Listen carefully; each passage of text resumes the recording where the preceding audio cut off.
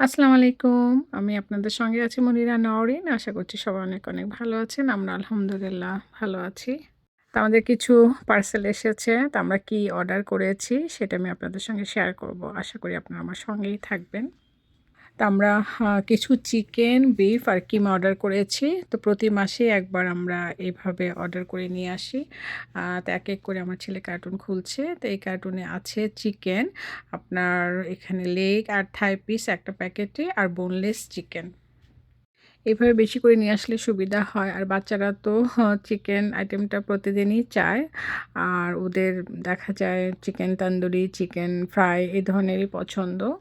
মসলা দিয়ে মাখিয়ে রেখে দিলে দেখা যায় এয়ার ফ্রাইতে করে ওরা খেতে পছন্দ করে। তারপর এখানে বিফ আনা হয়েছে।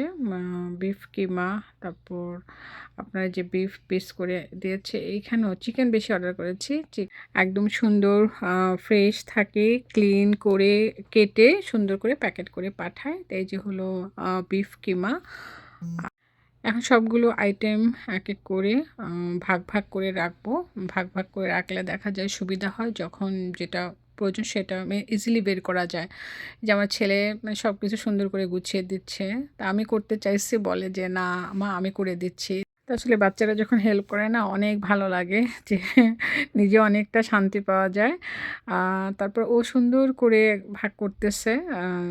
মানে ছোট, ছোট করে প্যাকেট করে রাখলে যে কখনো দরকার হলে ২ প্যাকেট বের করলেন। আবার কখনো অল্প রান্না করলে ১ প্যাকেট বের করে ইজিলি মানে বের করা যায়। দেখেন কত সুন্দর করে প্যাকেট করতেছে। এত সুন্দর করে প্যাকেট করবে যে ফ্রিজে রাখতেও কোনো সমস্যা হয় না। তো একবারে এনে কষ্ট করে যদি গুছিয়ে রাখা যায় তাহলে খুবই সুবিধা হয়। তার মাঝেও দেখা যায় কারি চিকেনটা আবার আনতে হয়। ওইটা আবার আলাদা শপ থেকে আমরা আনি। আর এইভাবে বেশি করে যখন চিকেন কিমা মাংস আনা হয় তখন এভাবে অনলাইনে অর্ডার করে আমরা নিয়ে আসি। প্রতিদিন বাজারে গিয়ে আনাটাও মুশকিল। বাচ্চারা তো অনেক বিজি থাকে। সে কারণে আমার ছোট ছেলে সবসময় বলব যে, "মা একবারে নিয়ে আসি আর টেনশন থাকে না।" ফ্রিজে কিন্তু আপনার মাছ, মাংস থাকলে আপনার অনেকটাই সুবিধা। মানে কোনো টেনশন থাকে না। তবে আরেকটা সমস্যা তো মাঝে, মাঝে পড়তে হয়। যেহেতু আমাদের এখানে ফ্রিজ একটা আ মাছ, মাংস রাখার পর দেখা যায় ওদের যে বার্গার, ফ্রেঞ্চ ফ্রাই, সসেস থাকবে এগুলা রাখতে গেলে দেখা যায় ফ্রিজ একদম জ্যাম হয়ে যায়। ডিপ ফ্রিজটা থাকলে সবচেয়ে ইজি আ একদম সুবিধা হয়। তো এই যে সবকিছু রাখার পর দেখি যে আমার আগের জিনিসপত্র রাখতে প্রবলেম হয়ে যাচ্ছে। তো আমার ছেলেদেরকে আমি প্রায় বলি যে, "আরেকটা ডিপ ফ্রিজ কিনে ফেলো।" বলে, "মা তুমি না থাকলে কিন্তু আমরা আদার্স অন্যান্য আইটেমগুলো বেশি রান্না করি না। তাই আমাদের কোনো প্রবলেম হয় না।" তখন তো আর ওরা মাছ খায় না। শুধু মাংস আইটেমগুলোই খায়।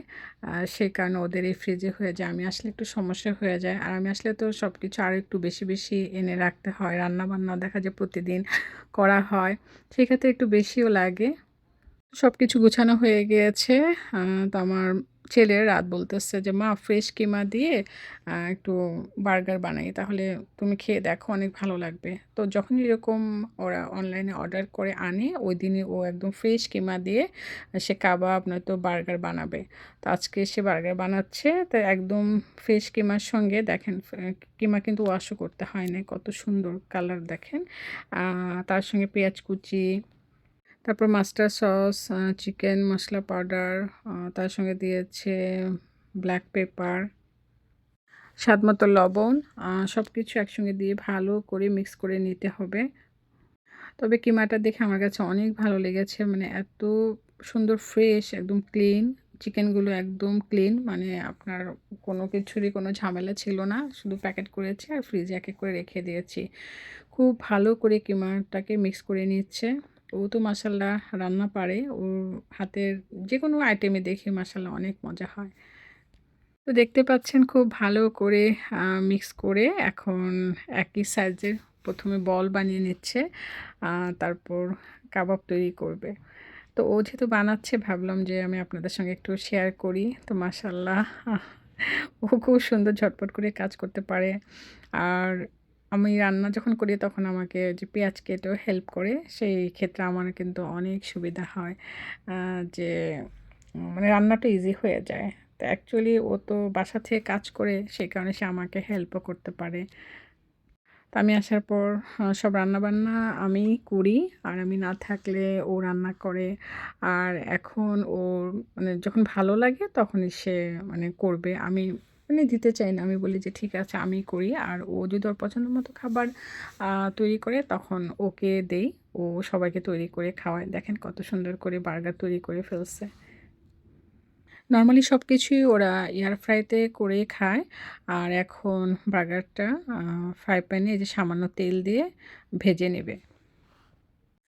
বিফ বা চিকেন কিমা দিয়ে যদি আপনি এরকম বার্গার বা কাবাব তৈরি করেন, দেখবেন তেলে দেওয়ার পর ওই মানে ছোট হয়ে আসে। সেই কারণে সে কিমা বলটাকে দিয়ে একটা প্লেট দিয়ে প্রেস করে রাখতেছিল যাতে এরকম ফ্ল্যাট থাকে।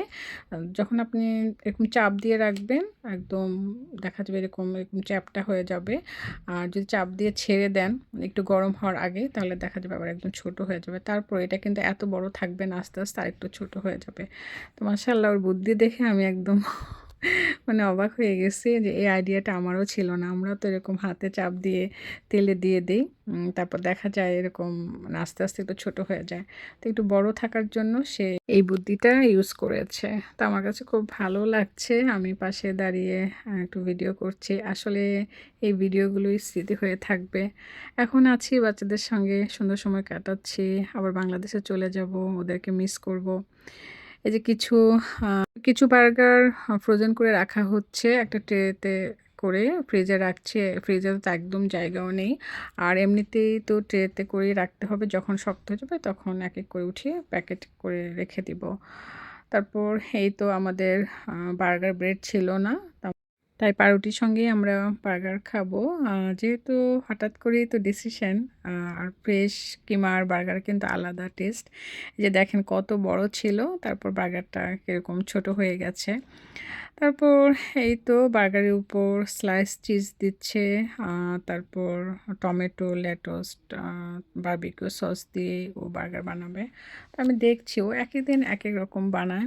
আর ও স্পাইসি খেতে বেশি পছন্দ করে।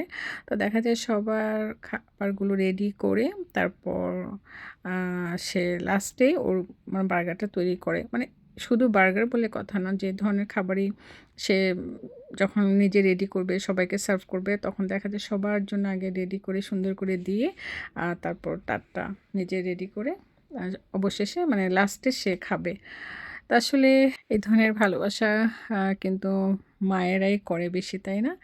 সে তার ২ ভাই-বোনকে একদম মায়ের মতোই এরকমভাবেই আদর করেই সবসময় রাখে, যত্ন করে। সে কারণে কিন্তু আমি বাংলাদেশে ওদেরকে রেখে ভালো থাকতে পারি। তো সবাই আমার ছেলেমেয়েদের জন্য দোয়া করবেন। ওরা যেন সুস্থ সুন্দর থেকে সবসময় মিলিয়ে মিশে একসঙ্গে থাকতে পারে। ওইটাই আল্লাহর কাছে চাই। তারপরে এই তো দেখতেই পাচ্ছেন একেক করে পার্ট, পার্ট পেঁয়াজ, আপনার tomato, lettuce, chilli flakes, barbecue sauce সব দিয়ে দিল। তারপর আমি একটু হেল্প করতেছিলাম। একেক করে উপরে আমি আরেকটা ব্রেড দিয়ে দিচ্ছি। আসলে অনেকক্ষণ থেকে সে কষ্ট করতেছিল। আমারও ভালো লাগতেছিল না। তারপরও ও বলতেছিল, "আম্মু আজকে মন মতো হয় নাই। আ নেক্সট টাইম ইনশাআল্লাহ তোমাদেরকে আবার করে খাওয়াবো।" তো আলহামদুলিল্লাহ। তো আমাদের খাবার একদম রেডি। এখন সবাই মিলে আমরা খাবার খাবো। আপনাদের কাছ থেকে বিদায় নিব। সবাই ভালো থাকবেন। আবারও কথা হবে। আল্লাহ হাফেজ।